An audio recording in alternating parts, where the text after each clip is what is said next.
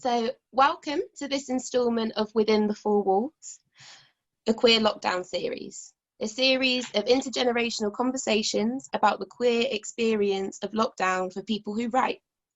This series is a collaborative effort between New Writing South, the Centre for the Study of Sexual Dissidence at the University of Sussex, and English Literature and Creative Writing at the University of Brighton. So my name is Annie Whilby, my pronouns are she, her, but I also have another hat that I wear, and that hat is named AFLO the Poet. I've been wearing that hat for only about 18 months, but it's really fitting me quite well. So I'm a spoken word artist. I speak a lot about experiences of mental health, as well as activism, race, gender, politics, abuse and sexual assault trauma survivors, and I've been doing a lot of that around Brighton in the last year, and more recently performing at different protests over the last month or so. I'm also a PhD student at the University of Brighton, and my research is around experiences of sexuality, intimacy and desire for people with experiences of psychosis and recovery. And I'm also looking at decolonising both of those subjects, so sex and sexuality, as well as mental health systems. But that's a lot to unpack. So yeah, that's me. Would anyone like to introduce themselves next? Or maybe I'll choose. I will choose Savannah. Yes, for some reason I thought you may choose me. What was going on for me, I was just trying to make sure my charger was plugged in because my laptop doesn't have any batteries. Sorry about that. Okay. So I'm Savannah, and yes, I live in Brighton. I'm a writer in terms of I write poetry, and I also do kind of oil paintings and things like that. So that's where my creativity's been recently. But yeah, I've performed in some poetry kind of festivals in Brighton and in London. But I'm currently studying to be a barrister. So yeah, I work in the legal sector, and I won't say where I work, but I do work in the legal sector, and I'm studying law. So it's kind of, yeah, a bit of a contrast between obviously creative stuff and then kind of working in law. Yeah. So yeah, it's kind of, I don't know, I like it as a balance of things, but it's quite different, so I have to obviously adjust after my work day to be more creative again. But yeah, I guess during lockdown that's been a time where I've been writing a lot of poetry due to like having less to do, and also the kind of emotions and things that have gone on as a result of kind of the intense situation. So yeah, that's my story really. I guess the way I'm connected to kind of this project is Sam was my English teacher at university, and he taught me creative and critical writing. And so I also founded the Devil's Dyke Network in Brighton, which is like a queer feminist poetry collective with Lenny and Helen Dixon and Claudia and Eleanor. So yeah, those are the people, and it's much bigger now, and there's a lot more of us. So yeah, I'm still part of that network. We haven't really done any events because it's kind of been lockdown. Yeah, but anyway, that's kind of me. So oh wow, I have heard of the Devil's Dyke Collective. We'll have to chat more about that another time. Great. Anyone like to introduce themselves next? Shall I choose? Okay, I've got to choose. Nat looks ready to unmute herself, so yeah. Go with Nat. Hi, yeah, so my name's Nat Raha. My pronouns are she, her. I'm a poet, a kind of scholar, activist, and musician. I had my third book of poetry came out about 18 months ago by Both House Press. It's called Of Sirens, Bloody and Fault Lines. And what else? I did a PhD at the University of Sussex, working closely with sex distance. So that's kind of my link, and my research was kind of on queer Marxism and contemporary poetry, and yeah, I'm more recently kind of working on queer archives and stuff like that, and trans archives. But yeah, during lockdown I've been writing a little bit, we'll get into this, but I've also been quite active in some local mutual aid projects that have kind of emerged out of some like radical trans feminist healthcare activism that I've been involved in the past, or that's been going on for the past few years here I live in Edinburgh. Yeah, I missed that one. So I've been involved in some stuff here in Edinburgh around mutual aid, and specifically like queer and trans mutual aid, so it's been really nice. Yeah, I guess that's me. What I was going to say, there was another thing. That's fine, it's okay. Yeah. We'll get to it. There'll be more time. Thank you. And this means we have one person left, so I don't even need to choose. Hello, my name is Razan. Pronouns are she, they, and I am a scholar activist and a PhD student in Sussex. I'm doing my PhD in gender studies. It's an ethnography of LGBTQ Syrian artists, activists, migrant workers who are based in Lebanon and trying to go through their stories when they left Syria and how they're like kind of locating temporarily in Lebanon, and from there they're planning to go to Europe. So that's kind of the story of specifically looking into security and checkpoints through that process.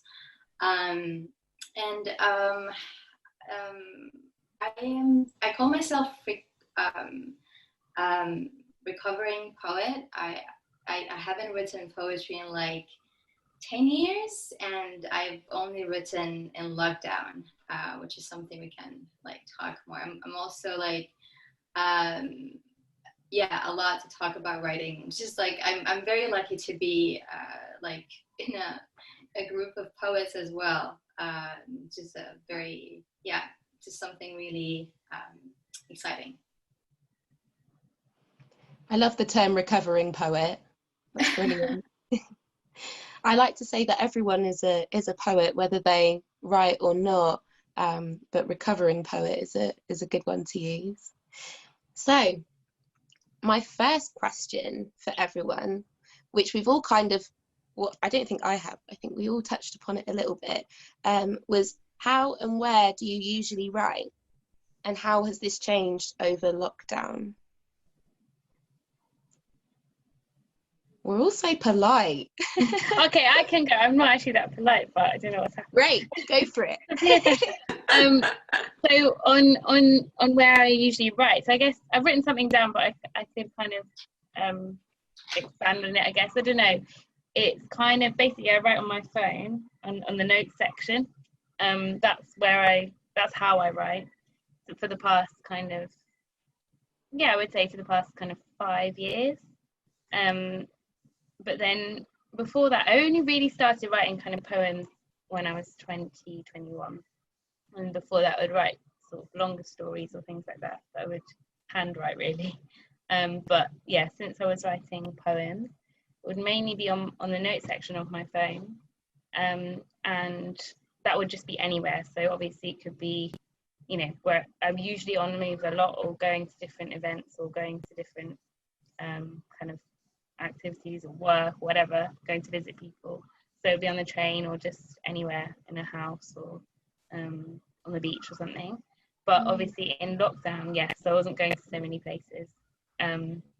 So it changed in the sense that I would spend a little bit more time writing on my laptop in my room. But hang on, is this where I said this? So I like to just kind of send, I like when I write on my phone, and I like to send it as an email to myself to edit, because I feel that then there's like two parts of you, I guess, like the writer part and the editor part, and I just like that kind of process. Honestly, I have a different brain when I'm writing to when I'm editing, so it makes a lot of sense to kind of email myself. So I have sort of these strange email chains with myself. It just sounds a bit crazy, really, but No, we're all nodding, I think. Oh, everyone's on board. Uh-huh. Okay, well, basically, yeah, that's it then. What do you guys do? Is it the same? Or? I'm like basically the same. I think okay. it's like for me, I find that like writing on my phone was like the liberating act of being like, oh my god, you can write so fast. And then like as technology developed, I like found it more difficult to write on my phone. So I'm like really bad at writing on my smartphone. I'm like was really good with like keys that I could like predictive text my way through a poem. So now I just write in my notebook, and I have like and I either write in bed or on public transport. So like going places, traveling. It's, you know, travel to the south quite a lot, so I haven't been doing any of that, so it's just like in my bed like on my notebook, half you know, passed out in the subconscious state trying to write my poems. But I found it so weird just because that like not having anywhere to go, also the speed of traveling, or like having a really long bus ride or a long train ride, like it's really good to just get into the zone and just like focus for me. So I'm really missing that. I'm really missing that like public transport life of like, okay, I'm going somewhere, I've got some purpose and some space to like have some feelings that's removed from other kind of social interactions. And likewise, so editing is a whole other space, and that's the thing I found quite difficult with lockdown, which is like, oh yeah, like I do like print everything out, take my like unedited poems and edited text, and go and sit somewhere and you know, sit there with a pencil and score through all the poems. But like that's actually so I've been writing quite a lot during lockdown, but it feels like there's nothing, because I really struggle to edit. I struggle to do it in this kind of domestic space in my house, especially during that period where we weren't really allowed to be outside without moving or doing exercise. It's like, how do I edit a poem? Like I just had no motivation to kind of do that, so that's been a real weird strain. That's interesting, really interesting, particularly with like, I wonder, do you find that what you write when you're traveling and what you write in bed are slightly different, or does it not make a difference? I don't know, it probably depends on my mood. Maybe mood is the biggest one, right? Yeah, if I'm angry or pissed off at something, God, it's going to be the same. But yeah. What about you, Razan? Yeah, I was thinking, I mean, I relate so much to that, the idea of journaling now. I'm finding myself now taking more walks because I'm starting to get really annoyed with the four walls. I was actually gonna, like, I also like prepared something to start with, is that my first struggle about lockdown is that it's the four walls. And I that's why I'm always next to windows, is giving me some kind of comfort that is not four walls, and kind of starting to walk more and taking my notebook with me to write. And it's not poem, it is something else, journaling, something I'm thinking about, sometimes just writing a feeling. I'm finding writing, I'm just trying to think creatively about writing. I think this was what has changed for me the most in lockdown, is that, okay, I used to write in cafes, for example, what Nat said about like going to transportation. I used to read it in a bus. That's what I want to do in bus, is to read, and I miss that. I cannot do that anymore. And now what I'm doing is walking literally and read. This is what I'm doing now. So I'm just trying to think creatively of what to do. What I like noises, like kind of noises that are like bus noises and rain noises and these kind of noises. So I'm trying to move myself or create these noises, or like to kind of force myself to write when it rains. Like it rains a lot in Chicago, so that's why I'm like, okay, now it's time. Now it's like the nature is telling me to write, and I'm gonna start writing. So that's what I'm also trying to do, is to listen how my body likes to connect with my artistic or creative kind of self, and kind of do that. So yeah, this is what I think mainly changed. That's really interesting. I think it's also quite notable about how we write on transport because it feels like then we have the time to do it and it's a sacred space. And similarly to reading, I think sometimes it's quite hard to allow ourselves that creative space without feeling guilty when we're at home. So it's kind of I like to think of it as a two-pronged attack kind of. So, oh yeah, I'm traveling somewhere, I'm already doing a thing, and now I have this time for myself as well, so I can do something that might help me grow. It can be hard to allocate the time sometimes for growth and for writing, I find. I'm also very much like Savannah. I write on my phone, I use notes. I have a book that I write my poems in once I'm happy with them, but it's, again, like, it needs to be written without like crossing stuff out, or it needs to be the final version. So I'm a big fan of notes, and I always write in bed. I get quite exhausted. I have different mental health stuff and sensory needs, and so I spend a lot of time in bed. But then over lockdown, it kind of felt like bed became a really uncreative space, very much like being trapped within four walls, but then also kind of trapped under my duvet. And I haven't actually written in bed since. I've now started writing in the lounge or in my little garden, if you can call it a garden, little outdoor space, which I found quite interesting. Bed doesn't seem to be such a calm place anymore.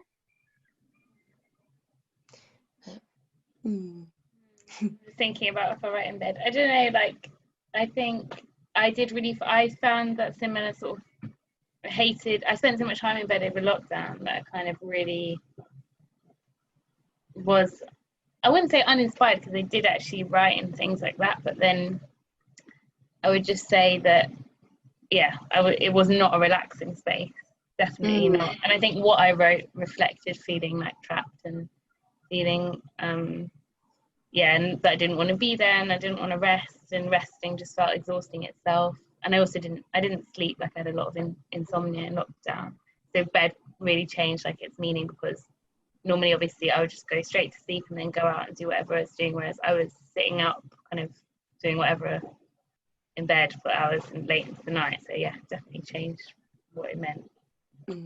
I really empathize. There's something that feels quite prescient about all of us talking about, like, so we talk about the kind of places or the methods that we're writing, but there's something also about that, about what Razan really said about the, like, listening to your body, and like when it rains it's time to write. And I think maybe I think about that I do a lot of my best thinking when I'm horizontal, and that's why bed is a good place to do it. Often covered in cats in my life, or like moving when you're doing something physical and your kind of body stimulated in another way, or like walking, or there's maybe something in that. Yeah, something really embodied about being able to then let something pour out. Maybe I haven't said that quite right. No, totally. So my next question is, have you built any new relationships or found any virtual havens online in relation to your writing over lockdown? And have you found yourselves drawing on these circles of support more or less than your pre-corona support networks? So I guess kind of two questions in one. But yeah, I think I separated them into two, because did I separate them into two? Yeah, I did separate them. Yeah, into two. The first one I've written this long rambling answer. That's fine. You're right. Shall I go with that? Well, it's very long rambling. It essentially says that no, I haven't, because I have found it very difficult to, I guess this is the first time I'm really sort of engaging online with people that I don't know, because, well, I've met Nat before, actually. I don't think I've met you before, Annie. But other than that, I have really not found it easy to kind of meet new people online and sort of, build a connection with them, really, because or whether that's like kind of on Zoom, or it's not that it's not accessible, it's very easy for me to go to events or a lot of it's kind of invites and things like that, but I find it hard to not kind of, even now, like I'm focusing here, but I'm just very aware of what's going on actually around me in where I am. So it's hard for me to like fully understand, fully connect, I guess, with people through online, just due to like, yeah, I don't know, I'm just not used to it. But I know that other people find it really easy or really, yeah, really important. But then again, I would say, so I've referenced that. So did anyone see the play Letters to My White Best Friend? I think that's the title of it. Okay. It was a really good play. It was online. It was like through the National Theatre, I think, or something like that. And yeah, it's essentially like actors reading letters that people have written for the show, but real people and their real experiences. And then a lot of it to do with like racism and experiences of Black British people, but also experiences of yeah, white people or families or whatever. And then after that, and there was very related to kind of recent murders, etc., and racism that's been going on. So it was kind of, after that there was like an online space for just people of colour to talk. It was actually just Black people to talk about the content. So yeah, that was a space that I think enabled me to build new relationships. But again, I was really, you know, engaged with the content, but still slightly distracted, maybe like 20% present, because I just find it really hard to concentrate for the whole time kind of thing, and I had to sort of leave early. But again, I did need that space, so that was a really good space. Yeah, I think it is challenging. I think, you know, I think we're all told that there's something really positive, that there are these online spaces and that maybe they're more accessible because we don't need to travel, but at the same time it doesn't really take into account that we're not in that space and it's not quite the same connection. And even though it's something to be really, you know, to be grateful for whilst we've been locked down, that there are these spaces popping up, that I've found kind of the same thing. I haven't found them as accessible, or like I wanted to access them maybe. Don't know if anyone else has any experiences.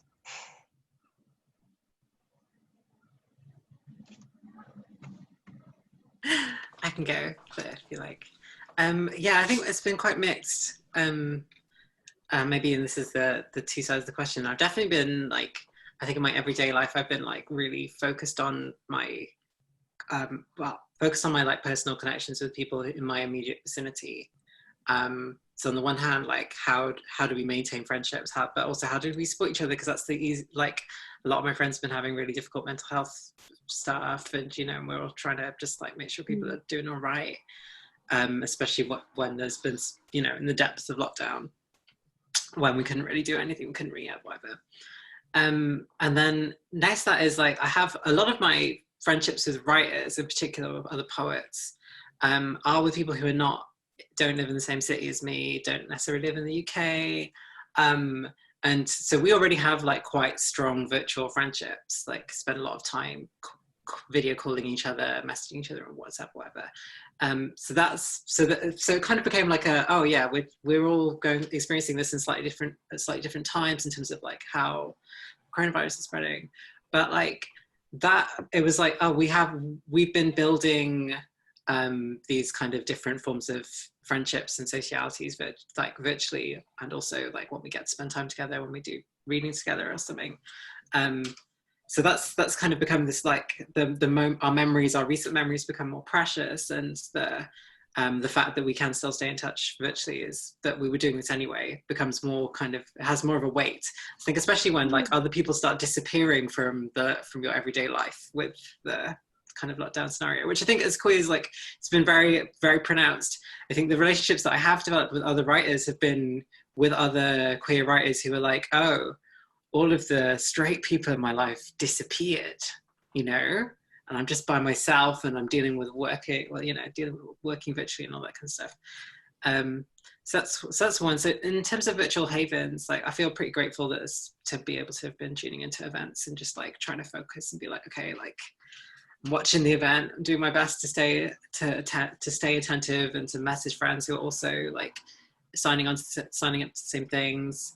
You know, I've been following the stuff that Silver Press have been doing with like poetry readings, and then they've been running a series called The Revolution is Not a One-Time Event, kind of based on abolitionist feminism. And I was really grateful to be asked to be on one of the panels. That was kind of not a different way of at least being more engaged actively, but yeah, just being like, okay, there's lots of how do we keep tuned into the cultural production that's happening virtually, but also like, you know, when the meeting ends, like how do we make it feel like it's something that we've experienced together or we've shared. And so I've been like frantically calling my friends who are the same people I'm mostly virtually in touch with, you know, being like, okay, let's have a chat, let's like, we've been at this event, let's chat what we heard and what we thought happened. Because that's the like, how do you reproduce that bit that's like after the reading, when you're like having a chat with your friends, or you spend an hour on the phone, you like disappear off after the reading and go and like have a little decompression. That's all the stuff that you have to fabricate for yourself, and that requires some creative things, creative thinking. A real like conscious effort to, I guess, reflect in similar ways that we did before, rather than, oh, the event's over now and I'm back in my room. Yeah, that's a really interesting point. Yeah, that's brilliant. I want to go back to the point, a very important point Savannah mentioned, and I feel that a lot about the struggle to find people, like the struggle to get used to online relationships, and also how to access these spaces and how to access these groups and how to, and I think that, you know, I find it, so I'm an exile, and meaning that in my exile since 2014 as a Syrian Palestinian from the Syrian war. Since that time, since 2014 until today, most of my friendships have become online. And now is like I have a lot of friends around the world as asylum seekers and refugees. So the online relationship has been online since that time, but also has been overwhelming in so many ways, like how to maintain relationships. I mean, as Nat was saying, with your friends in these kind of, and then I thought it was brilliant to actually have that chat after the reading or after the event, that to kind of materialize that connection that would just happen. And I think this is what I'm gonna do now. I think with my future like events, but I feel so what I came up with a routine over the years is that I always have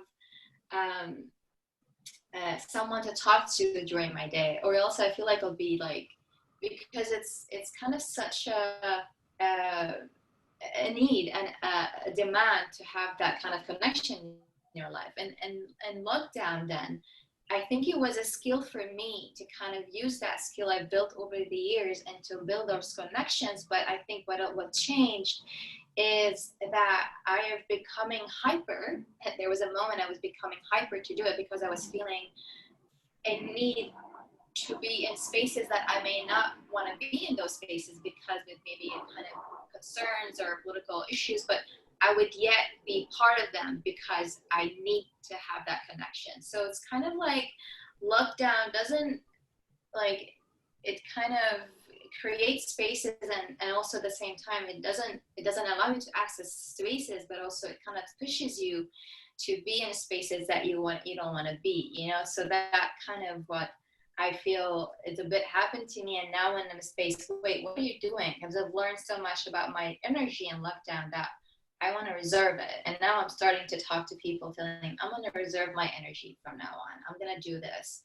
And I've learned this also to kind of, maybe it's good to have time for myself and to realize, why do I want to join, and rather than just I'm not sure if I'm clarifying what I'm trying to say. When you said there's spaces that you don't want to be in, do you mean kind of like, for example, like a talk which is about a serious issue, or like a an organizing group, what kind of example, like what sort of examples do you mean? Oh, no, not at all. I love like this kind of connection, but I was more talking about like organizing. I was part of like, I was kind of, I don't want to get into a lot about this because I just don't like, it was just like kind of organizing moments that I felt, like, for example, I think I would say like, yeah, I'm part of a Syrian activist community, and I'm anti-military activist, and I have a very strong views about some of the politics in Syria, and I might disagree with other like activists. So I would find myself organizing with other people that I may not in alignment with them on the political level. I think that would be maybe the best example to give, but. Yeah, even though I have tried for years to be out of these spaces and trying to kind of organize with people, like kind of, but loneliness and the lack of access, as Savannah was mentioning, I felt like I wanted to be part of the mainstream again. If that makes sense. No, that makes perfect sense. Makes a lot of sense.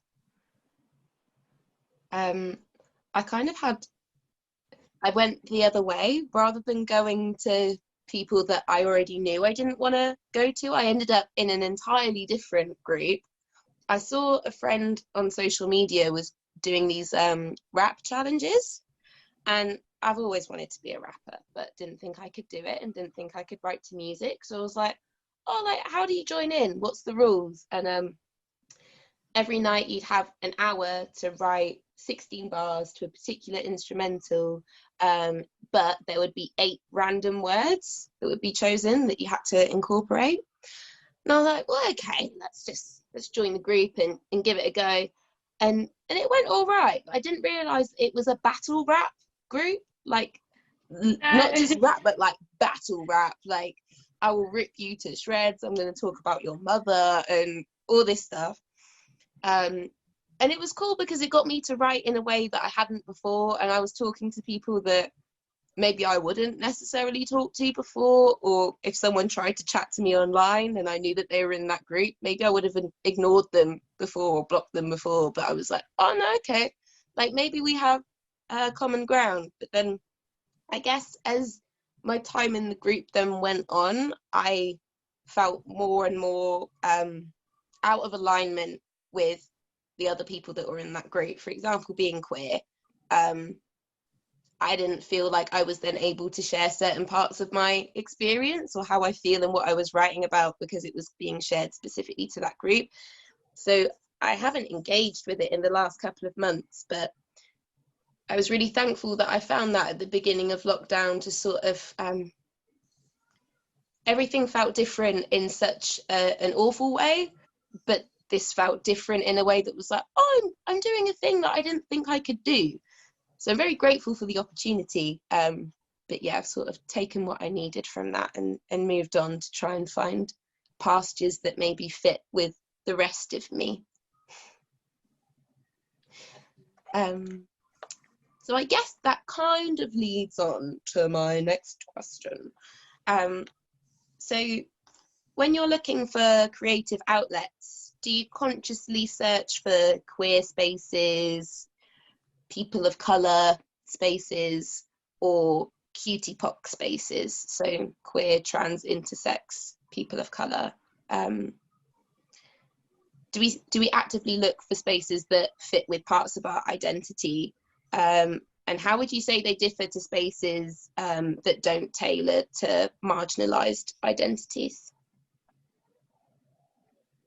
No, I don't actively look for that. But interestingly, what I've actually thought of now, so I used to work in Students' Union as a student union officer. A lot of the time was spent kind of with the NUS, so the National Union of Students, and doing activities. And I actually think a lot of my time was kind of spent trying to create these kind of spaces, like for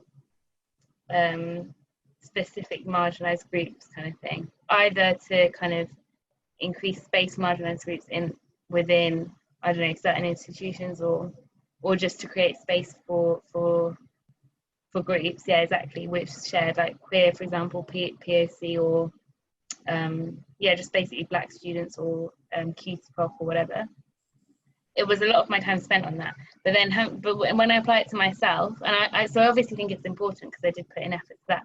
But then I actually don't personally seek it out, and I actually feel like culturally we have a lot of pressure to seek out these kind of groups, like for example as our friendship groups, because, and I don't know why that is. I guess it's kind of to do with well, from my experience, kind of culture of activism and culture of, yeah, like protest and kind of that we've got, which is really important in my life. But then in reality, like some of the closest people that I have to me don't share the same kind of like identity characteristics, like not queer, for example, or not Black, for example, or not, yeah, in the same groups, because obviously we have intersecting identities, and even when your intersecting identities happen to be the same, it's not necessarily, it doesn't mean that they would align to what you think, or yeah. And I don't really like, whilst I want to create these kind of groups, I still really, think it's really important. I don't know, yeah, I feel a bit conflicted about it basically, and it's not something that I personally seek out. It's more based on individuals' connections I have with people, and then as it happens, I happen to fall into groups which actually do have similar identities, but that's not what I've kind of sought out. Yeah, it's kind of like maybe feeling for the right atmosphere and then kind of removing your blindfold, I guess, going on instincts rather than categorizing yourself and where you should or might fit. I think that's a really interesting point, that you put in a lot of effort to setting up these spaces, but that they weren't necessarily your first go-to. Yeah Not as a criticism at all. No, I just think it's really intriguing. it just came to mind, I guess. Yeah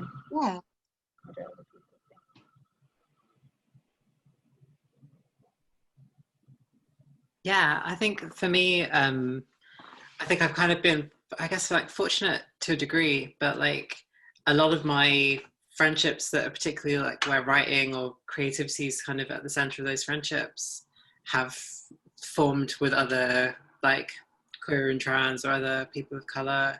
Like I look at my social circle, and basically like everyone who I care about I speak to regularly is in that, within these groupings, within these identities.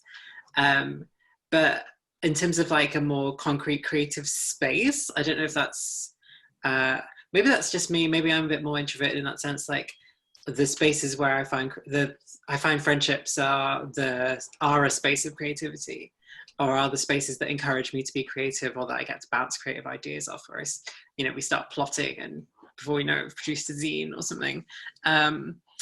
Yeah, so I guess I think it's just like over the years you see who's around and who sticks by you, and they tend to be the other people who get you, for me personally, be that other queers, other QTPOCs, and so that becomes like that they become the spaces of creativity, yeah. And I guess also, yeah, more specifically, like my kind of specifically my like QTPOC fam they were the first people to set up the WhatsApp chat where we have the Thursday night film night. That's what I'm doing after this. And like whilst we're all actually we all kind of are creative, or are like, maybe some people are like maybe retired artists in their 20s. And retire in your 20s. Retire in 20s. But we all have creativity as part of it, and it kind of comes out in our friendships. But that's like, we're supporting each other, because also we're in Scotland. It's not the most diverse place all the time. It can be, but if you build it, they come, that kind of thing. So yeah. No, that's really interesting, that like sort of creativity seems like part of an outlet for your group of friends. And I see that reflected in a lot of places, but that not all creatives are in circles like that. Yeah, and I'd say specifically like the QTPOCs between like Edinburgh and Glasgow, like we're quite close. Like we were actually quite fortunate because people have like really like forged and fought for a space to make art, I guess specifically art, more even so than poetry, but you know, there's plenty of poets too. It's kind of not, I feel like it's nice to have that like kind of like cross-pollination of different art forms, like, you know, Yeah, you go and see the voguers, or you go and see the dancers, or the, you know, people making visual art. It's like, it inspires you in a different way. So yeah, absolutely. Thank you. Personally, I mean, my life has, so I've always been living in the Middle East until 2015. And so 2015, I did my master's in the UK, and then I continued my PhD, and that's like in Sussex. So I would say I have actually consciously started seeking QTPOC spaces, like also in Chicago ever since 2016, because it was my first time to live in the West, and to have to walk the streets. I was living in Leeds in 2015, and then I moved to Lewis when I did my PhD. So to me, I struggled with white dominated spaces, and I needed to have like just a space for me where I can just don't feel so different. And also I found it easier to make friends with people of color. So I struggled with having friendships. I mean, I think there's a lot of factors in that. I mean, so I mean, coming to Chicago, the first thing I did was writing a post saying to my friends on Facebook that whoever has a friend in Chicago, just put me in touch with them. And the only people I've been in touch with are QTPOC. So they're also like from the same region, like in Muslim / Middle Eastern or Palestinian. So this is important to me, and, you know, especially as a queer person. I've also struggled with just coming in terms with my sexuality. So it's like seeking those spaces is both to kind of an affirmative process, but also kind of like some sort of being comfortable on a kind of racial sense of space and connections. So yeah, that was, and yeah, I forgot the second part was more of like leaning towards, no, I think that was a different question. Yeah. I'm mixing up. No, thank you. I think what you said about kind of like affirming your identity in queer spaces as well, I've really felt that can really resonate with that. I guess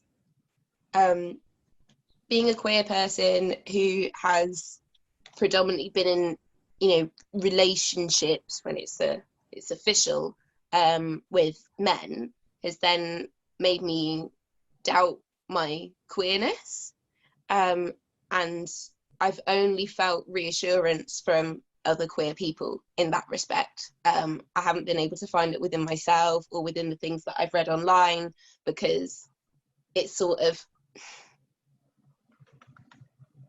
I know that the person in front of me knows me in some way, whether it's that we just met or we've known each other for a while, but that really reaffirming my own identity, I felt that really means a lot to me personally.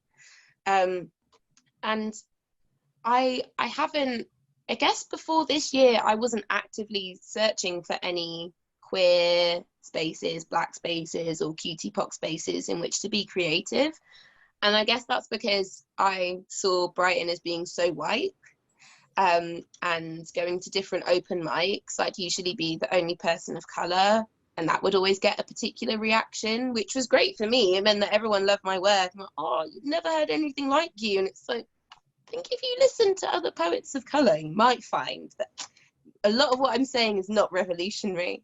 I always have that similar as well. So I guess just assuming that Brighton is white in its creativity, because I hadn't tried to look before. And then actually just before lockdown, I performed at an event where there were 5, I think, other people of colour performing, but mostly Black people, mostly queer. And it was just like, where have you all been? Why haven't we connected before? And it was the week before lockdown, and we've all connected so much more over that time, and started to build something quite small. But then, for example, at different BLM events that have been going on since the lockdown has been lifted, there's been these really beautiful spaces in which we all seem to just come together and radiate together, local cutie pop people. And it's meant a lot. And I'm definitely going to take that forward with me. It's something that I consciously look for. So I guess, again, I know I wrote these questions like kind of leading on, but I'm just really impressed with myself, how well this next one leads on from what I just said. You should be impressed with yourself. You deserve to be impressed with yourself. Thanks. Good. I love this question. So my next question is, has the content of your writing changed following May 25th? And have you felt able to write about the topics you wrote about before?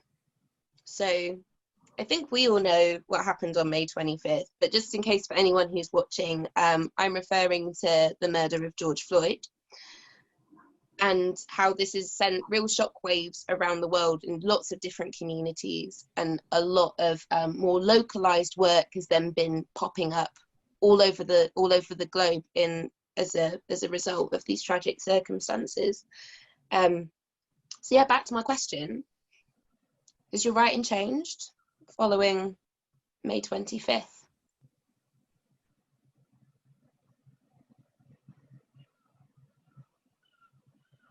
I'm going to pick Razan to maybe go first. You've always been going last. Okay, thank you. Thank you for this very important question. Yes, it had. I wanted to kind of maybe start with this, how it shifted me. The protests, and also like living in Chicago. I was actually in Chicago suburbs with my parents' house, and then I moved out of my parents' house recently, and now I'm in Chicago. So I kind of experienced the protests not in the city, but in the southern suburbs, and through the WhatsApp group that I've and also through friends, and so I'm connected to Palestinian movement.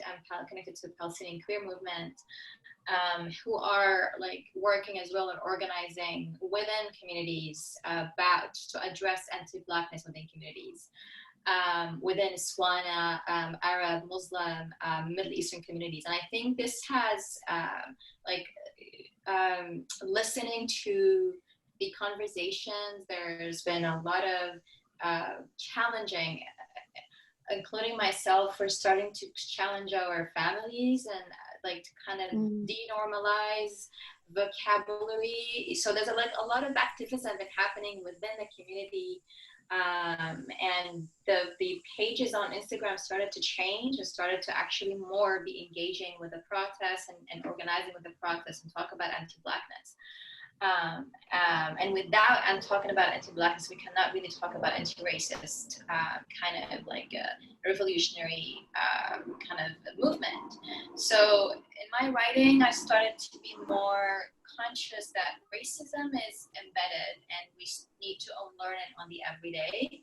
And I think that's it's a very the very important starting point of conversation, so that we are conscious of our responsibility, like my responsibility as an educator, as a teacher as well, and how to think about my pedagogy if I wanted to kind of pursue a career in teaching. And in my writing specifically, I have I was becoming very conscious of colorism in the like everyday language. So for example, like as someone who writes and critique social movements in the Middle East, there's like terminologies that embed these colorless language, and I've noticed I'm starting to kind of be very conscious about them, writing about them. I talked a few webinars about them, so I'm going to turn these webinars into paper to kind of to publish them, hopefully, because I haven't published yet. Just to kind of like to think about, you know, just our responsibilities really on a different like positionality as a writer, as an activist, and as a teacher. I think it has shifted me, and it is still a continuing process. And being in Chicago in that moment to me is maybe an opportunity kind of to like when I walk, for example, I think it's important for me to mention this. So I'm in Bridgeport right now, and I was in an Uber, and the person is a Black person who was telling me that you're going to a Bridgeport. He was taking me to Bridgeport, and he was saying that 40 years ago, I was not able to access that neighborhood, and now I can. So now I'm walking in Bridgeport, and I see in the windows Black Lives Matter. It's a historical shift for me to know that background, and at the same time to walk knowing this has changing the neighborhoods. This movement is changing neighborhoods. It's changing history, and I can see it as someone who's a newcomer, you know. So I think it's a really an opportunity for me to see that, and to also kind of take that with me when I'm going back to the UK next month, and to kind of incorporate it in my teaching and my writing. I got goosebumps when you spoke about watching the environment change. That's really incredible. Yeah, I mean, I guess it's not great that you've been trapped in Chicago, but to witness this must really be something. I mean, in America, where, yeah. Definitely. Yeah.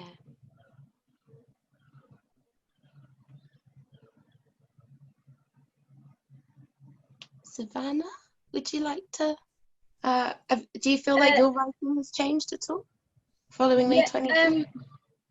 Not really. I'm just wondering, I feel like the best way for me to explain this is to share my screen. Can I do that, or is that not allowed? I think so. Do I have to give, yeah, I don't know if I need to give permission or if it all just works. Should I just press share screen? What if I break the whole thing? No, let's sure, see. it'll be fine. Okay, I'm going to do it. So I want to show you. Let's do it. Oh, yeah. Wow. Oh no, you see all my documents. Yeah, so I painted this. Wow. Because at the time I couldn't go to the protest because I was living with two old ladies for various complicated reasons.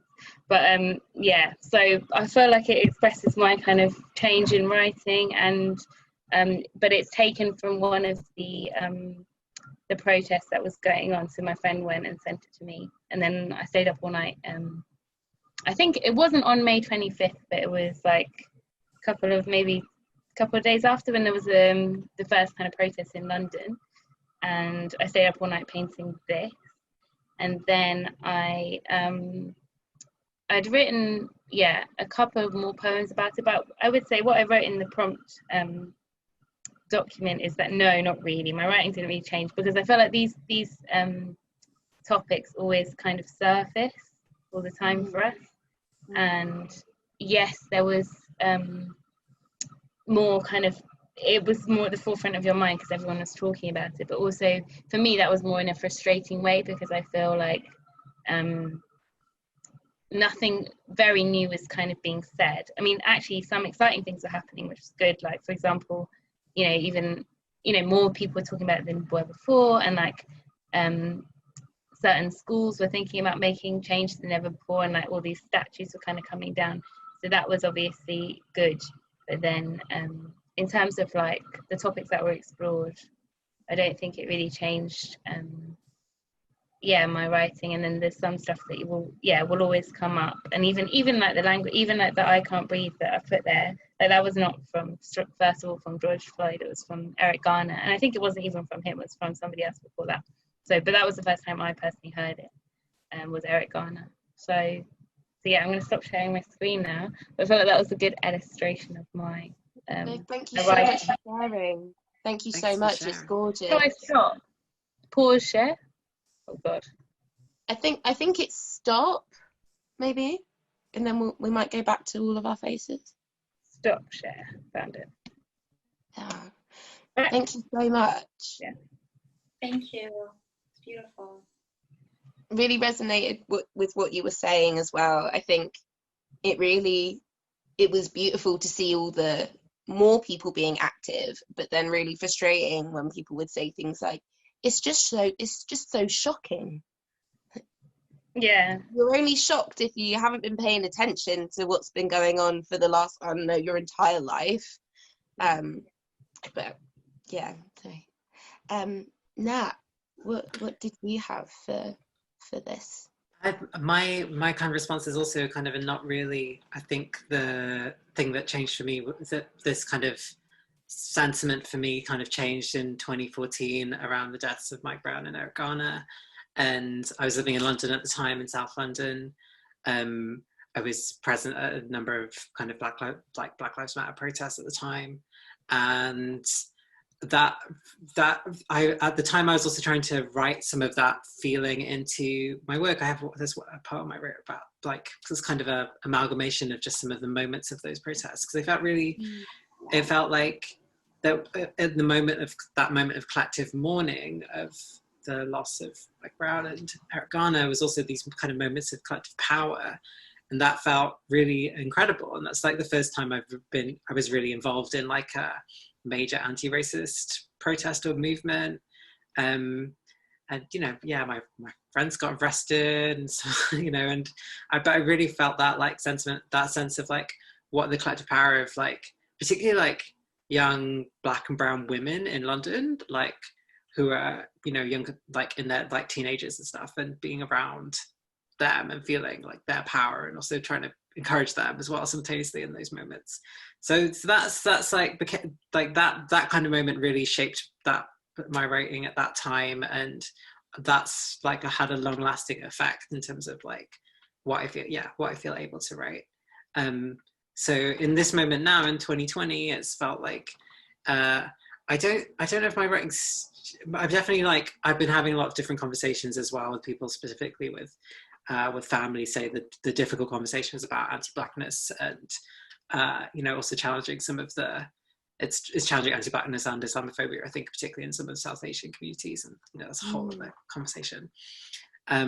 And also at least feeling like those conversations are also happening in this kind of Zoom space in terms of like, other long-term anti-racist activists who've been active for like 30 or 40 years and stuff. So I feel kind of grateful to be in those conversations, and to also be in that kind of knowing that these conversations are also like going to affect the writing, and because it's affecting how you're thinking. So yeah. Thank you. So yeah, I guess you already had the fire in your writing from a few years ago, and it never really died down. But that's awesome. Like I said, I haven't been writing all that long. I've been writing for about a year and a half. I mean, I've written before, but I mean, in saying I'm going to write poetry, a year and a half. So in terms of my writing, the death of George Floyd, the murder of George Floyd, and what has started to unfold afterwards has been quite poignant for me. In terms of my activism as well, because this year has been a year when I've been more active.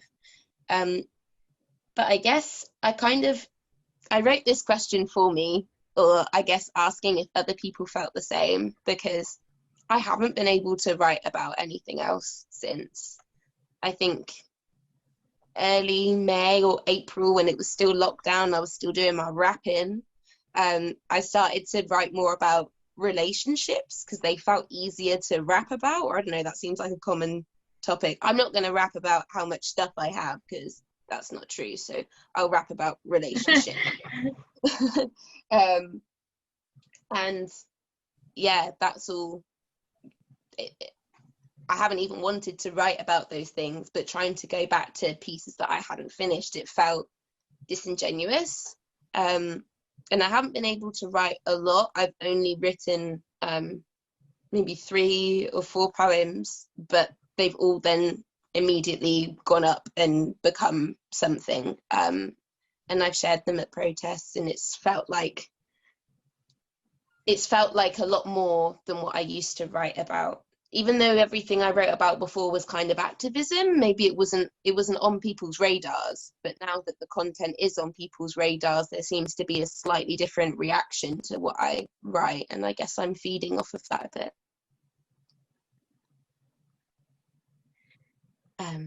But yeah, thank you so much for sharing all those responses and everything so far. I'm really learning a lot. My next question is, do you use your creative writing as a form of activism? How would you describe the experience of being a creative writer activist? Is it tiring? Is it empowering? Is it relief? Is it pressure? Yeah. Is writing activism? If so, how does that experience feel for you? This is where I've got my Audre Lorde quote, but the thing is I can't remember the quote, but so I don't know. But it's something to do with basically Audre Lorde's messages in the sense of very much to do with survival, like writing. She says something about survival. She's got a poem called Liturgy for Survival or something.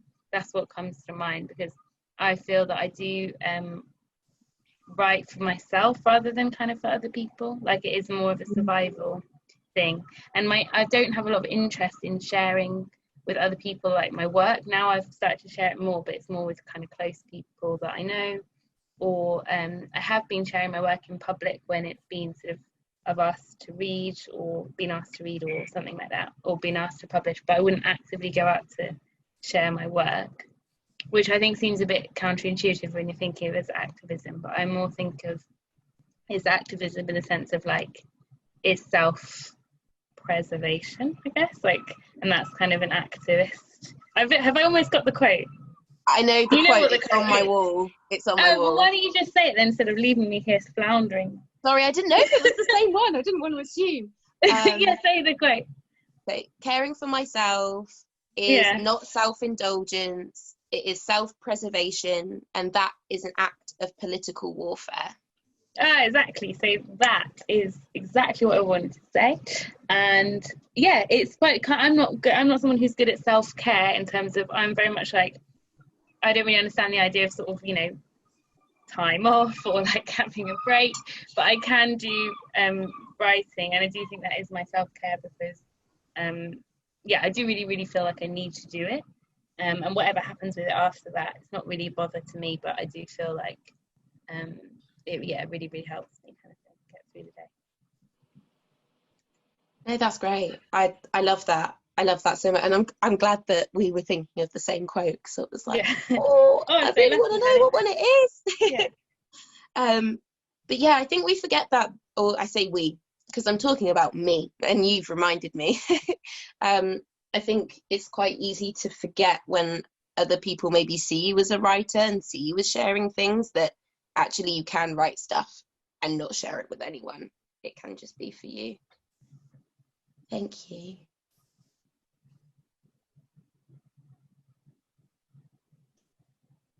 I can go. Nah. Let's go second. I don't know if this is like a pernickety question in a good way. I think my answer is that I guess I'm deeply interested in the relationship of the poet, being a poet and what it means to be a poet who's also involved in political communities and activism.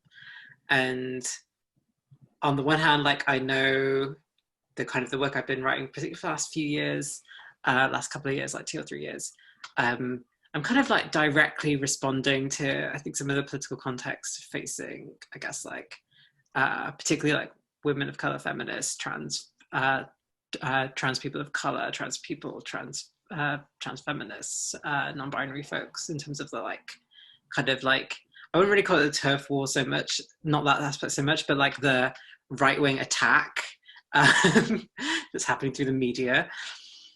And that's like, so like just like trying to like respond in a way that is also like cutting across some of that. So I'm rambling. Okay, I'm going to try and return my thought.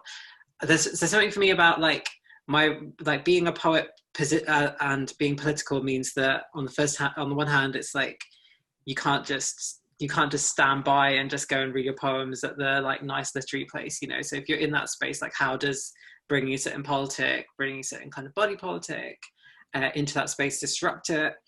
But then simultaneously, like how does literature help people or how does poetry like help people who are doing political work day to day, like think through or reimagine or like expand the understanding of what they're doing, what we're doing? Like how does poetry shift that? How might a poem like give someone an idea to do something, to act in a way that might change might change a scenario, might change something? So that's kind of always been this question, and that also involves like, okay, so as a poet you have to go and put yourself in those, like put yourself in occupied spaces, put yourself in political spaces, put yourself in the spaces where in like in terms of like reading in protest or something. And yeah, maybe it's that act of like trying to do a poetry reading as part of a political event. You're like, okay, so how does this actually change what I'm writing? How does this influence what I'm going to try and say?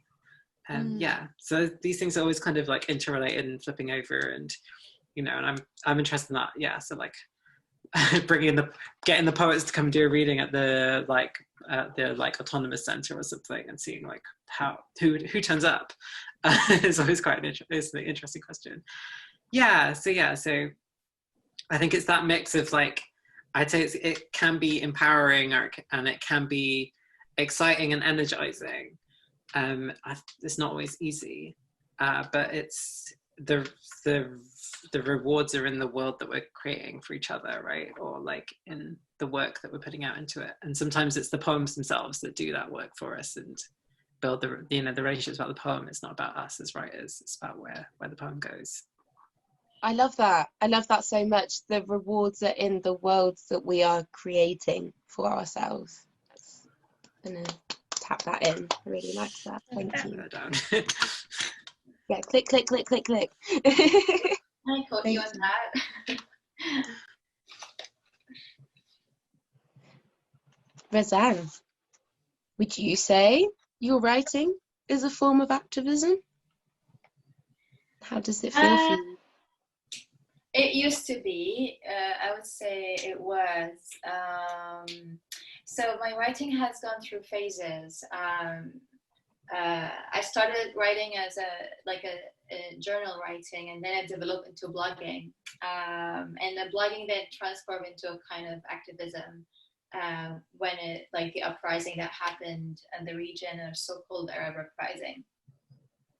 And then I think in my my studies, my postgrads, I one of the reasons why I'm doing my PhD is to kind of bring in this activism into academia. Because, well, Arab Spring itself is it's a term I think I would say created either in academia / diaspora. It was not so much a grassroots terminology. So, I mean, it's kind of just like an example, but I think one of the reasons is to kind of bring gang activism into the writing of academia and how to actually add in the narratives of the people and experiences of the people into that gaze of like the talking about like the region and the uprising itself, how to bring in the communities within this kind of knowledge production. And this is what I'm trying to do in my thesis, which is very contested process. And I would say I have been stuck in this contested process ever since I started my PhD, because at the one hand, how can you unlearn and how can you come up with methods and to kind of produce this kind of ambitious like goal that you want to do. as an activist, a protester, you know, so I've kind of like, I need to learn the Maslow's tools before I can unlearn them, and in order to kind of produce them, it's kind of a long process, and it's a very isolating process as well. So I would describe writing as a PhD student as a contested process, and it's also triggering because I'm talking about my communities, I'm talking about my experiences, I'm talking about, you know, so it's a very triggering process. But in lockdown, what I did is that I decided to write not about my PhD. So I wrote a lot, actually. So this is when I started writing poems and journalistic writing, and then when I even thinking about going back to blogging, and that's when I said I'm a recovering poet, because I'm kind of, and I think I'm kind of going / into spoken art, word artist, is to kind of go into this performance of being angry while kind of commenting, you know, it's kind of, I need that energy that I cannot channel in academia. It would make me sane, actually, to be a spoken word artist in academia. And I think right now is lockdown has given me this, I'm trying to still like thinking about it, but I think there's this kind of a first month of the pandemic where it was a kind of like everything is trying to be figured out and trying to process what's happened. And that was the time when I was just breathing, you know, I was breathing in a sense that I can write because everything is on pause, deadlines have been pushed, everyone is like understanding why I'm not like kind of, you know, get ahead of my deadlines. And now I can have this excuse that, okay, I can breathe and I can just write anything I want.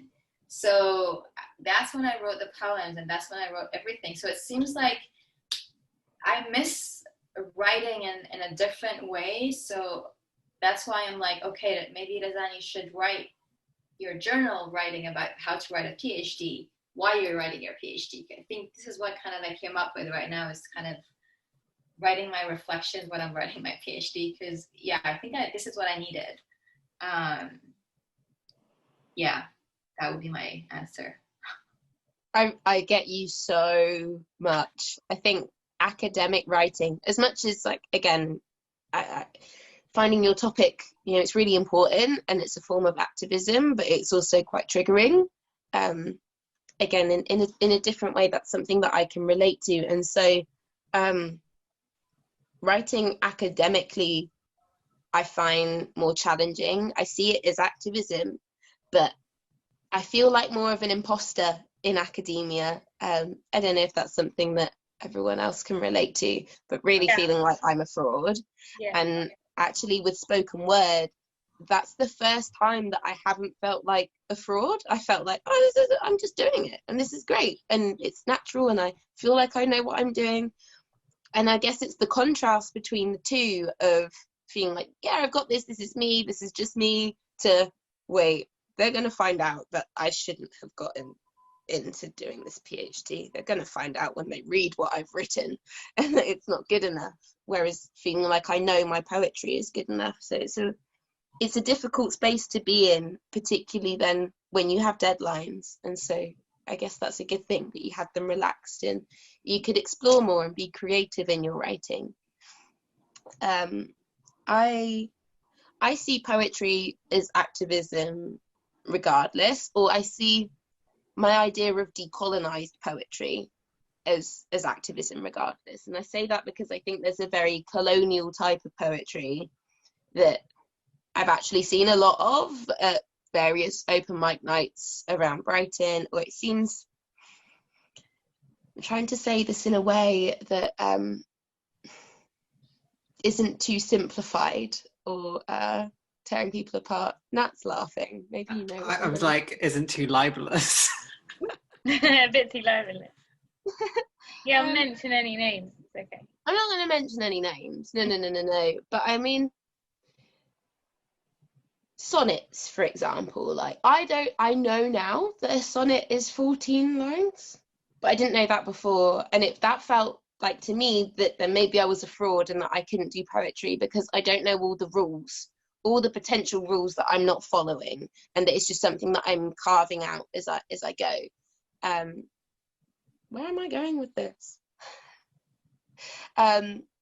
but I'm finding I see poetry that isn't necessarily going along those hard lines, and that it's just coming from your heart, as decolonized poetry in my terms. And I see that as activism regardless. I started writing by writing about my mental health and seeing not only how it was cathartic for me, like a personal activism, but then also connecting with other people in the audience and wider, and speaking to people in ways that maybe they couldn't speak to themselves, or giving words to experiences that they maybe hadn't been able to give words to, was so empowering. And I had never felt more active, or like I could bring about more change than I did with my poetry. And for me, it's just everything is snowballing into one. I'm incorporating poetry within my PhD, which also feels like activism, and I'm incorporating poetry within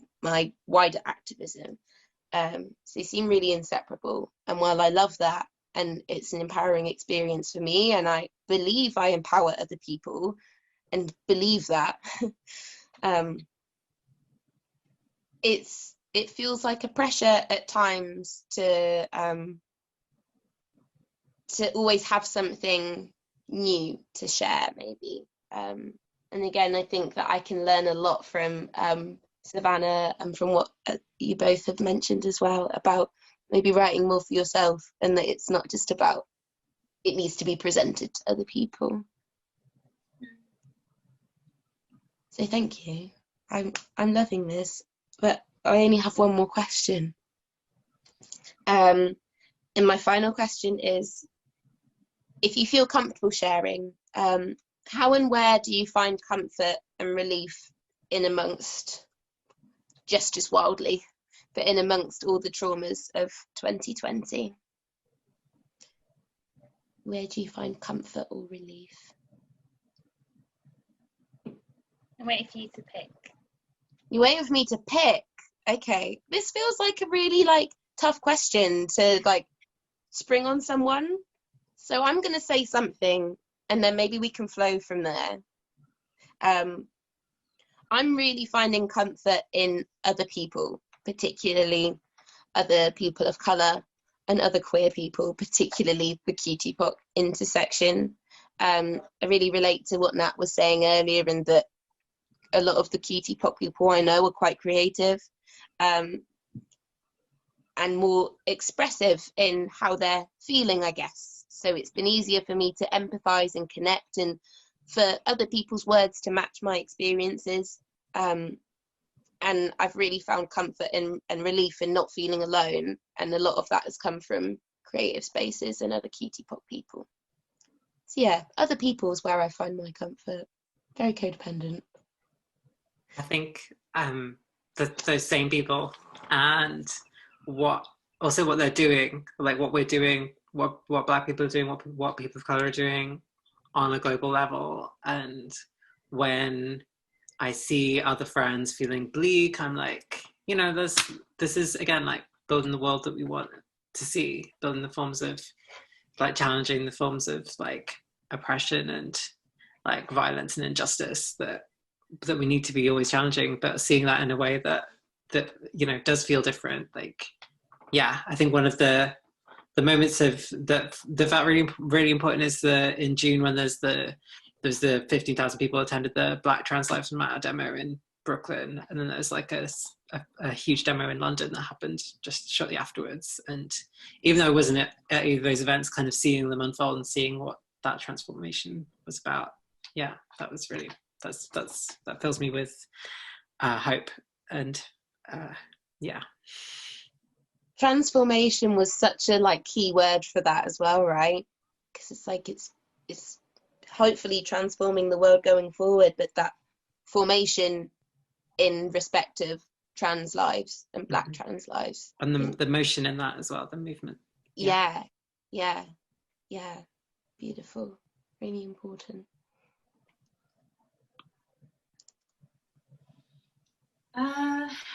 Where I do find, I resonate a lot in a lot of what everyone has shared. I also find a lot of comfort in relationships. I think one of my notes is that and trying to connect your questions and needs that really like I find comfort in relationships and in walks. I'm kind of not sure if it's this lockdown or I'm trying to like understand my patterns. And before lockdown is that I'm noticing that I don't like confined places, and maybe this is like something I'm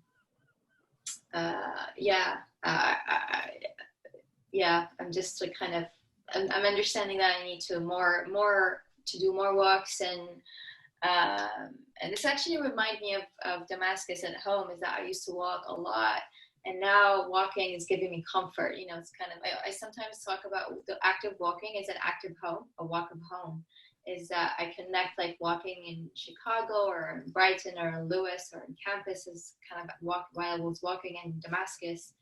It's just that act of walking for like long walks and picnics in a park.